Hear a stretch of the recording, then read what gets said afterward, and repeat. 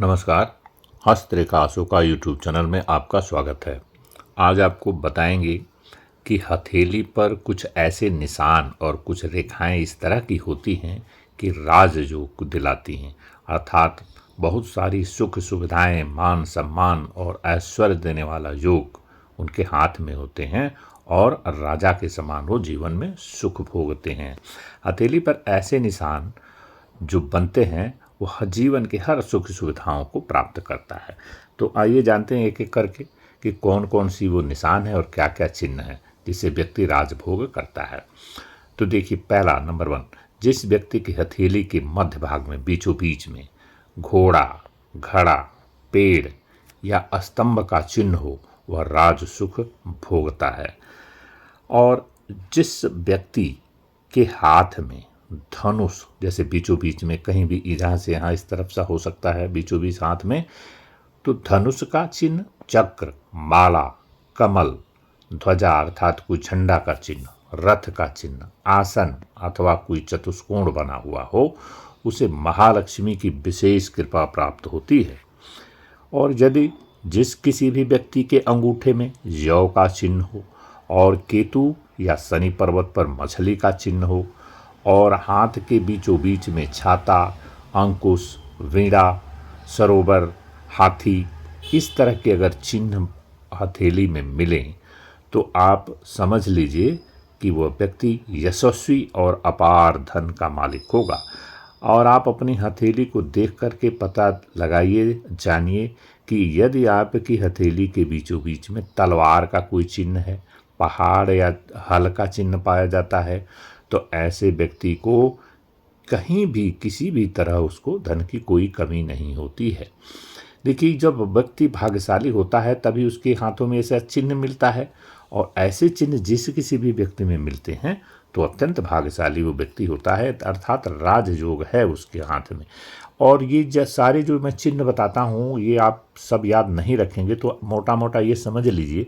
कि जितने चिन्ह देवता लोग, जैसे तलवार हुआ, धनुष हुआ, वीणा हुआ, जैसे माता सरस्वती वीणा पुस्तक, ये सब उनके हाथ में रहता है, लक्ष्मी की जो भी देवताओं के जो चिन्ह है, गदा, हनुमान जी का आसपास, ये जो सारे चिन्ह जो देवता लोग जो अपने हथियार के रूप में या बुक किताब के रूप में जो धारण करते हैं, अगर वो सारा चिन्ह आपकी हथेली में कोई भी चिन्ह पाया जाता है तो आप अपने आप को भाग्यशाली समझे, निराश न हो और धन की कोई भी कमी नहीं पड़ेगी। अगला चीज, अगर किसी व्यक्ति की सूर्य रेखा मस्तक रेखा से मिली हुई हो, सूर्य की यह रेखा जो आपकी रिंग फिंगर के नीचे से निकल करके और जो मस्तिष्क रेखा है, ये जो बीच वाली रेखा यहाँ से आकर मिली हो और यह मस्तिष्क रेखा स्पष्ट सीधी हो और गुरु पर्वत की तरफ झुकी हो तो मंत्री के समान सुख भोगता है। जिसके हाथ में गुरु और सूर्य का पर्वत उच्च हो,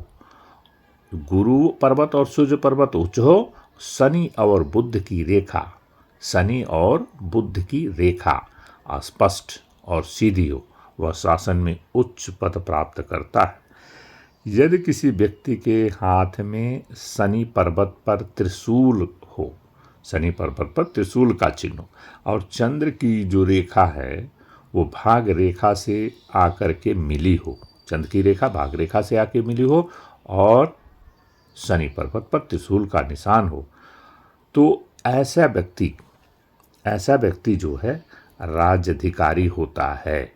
राजधिकारी मतलब राजा, जैसे राज्य में बहुत बड़ा उच्च स्थान प्राप्त करता है। जिन लोगों के हाथ में गुरु और मंगल पर्वत उच्च हो, मस्तिष्क रेखा दो बराबर भागों में ऐसे बटी हुई हो जाकर के दो मुही रेखा बनाती हो और जैसे दो शाखाओं में बढ़ जाती, या बुध की जो उंगली हो, जो सबसे छोटी वाली उंगली, वो लंबी और नुकीली हो, तो ऐसा व्यक्ति हो जो है जिसके हाथ में ऐसे चिन्ह पाए जाते हैं, ऐसी रेखाएं, वो व्यक्ति राजदूत होता है। अर्थात आज के ज़माने में आप समझ लीजिए कि IFS इंडियन फॉरेन सर्विस को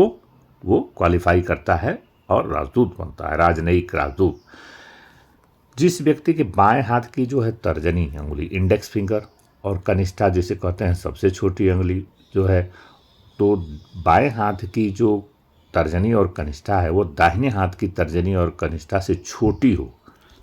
और थोड़ी मोटी हो और मंगल पर्वत उच्च का हो और सूर्य रेखा प्रबल हो, तो ऐसे व्यक्ति जो है वो कमिश्नर हुआ, कलेक्टर हुआ, जो एडमिनिस्ट्रेशन की सर्विस हुई, वो बहुत ही अपने जो सेल्फ डिसीजन, जो उसके पास जिम्मेदारियां आती थी को ऐसा पद प्राप्त करता है। इसके अलावा इस चिन्हों और रेखाओं के अलावा आपको एक अंत में एक और बात बता देता हूँ कि राजयोग के वो कौन से और चिन्ह हैं जो व्यक्ति, अगर किसी व्यक्ति का ललाट चौड़ा हो और उसका सर गोल हो, गोलाकार हो,